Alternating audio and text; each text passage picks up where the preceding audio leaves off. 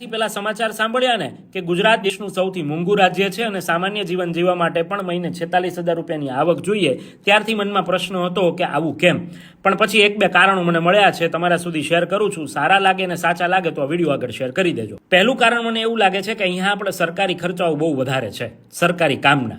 જેમ કે રાજકોટ અમદાવાદ 6 લેન હાઈવેનું કામ એ કંઈક 2200 કે 2300 કરોડમાં અપાયું હતું. હવે એમાં વધારાના 500 કરોડનો ખર્ચ થયો, એટલે એ 6 લેન હાઈવેનું કામ આપણને 2600 કે 2700 કરોડમાં પડશે.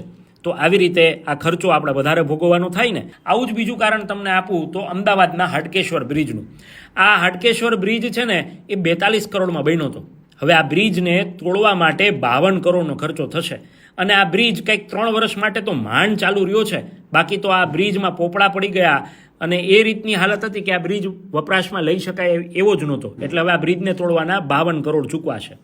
હજી એક તમને આવું ઉદાહરણ આપું રાજકોટનું. રાજકોટમાં રણજીત બિલ્ડકોનને જે 4 બ્રિજનું કામ આપવામાં આવ્યું હતું રાજકોટના 150 ફૂટ રિંગ રોડ પર બ્રિજ બનાવવા માટે, એ કામની અમાઉન્ટ હતી 172 કરોડ. હવે એની જગ્યાએ 251 કરોડમાં આ કામ આપવામાં આવ્યું. વધારાના 79 કરોડ જેવો ખર્ચ થયો. હવે આ ખર્ચો કોણ ભોગવશે? તો કે આપણે છેલ્લે કમાઈને ટેક્સ ભરીને જ સરકારને ચૂકવવાનું ને.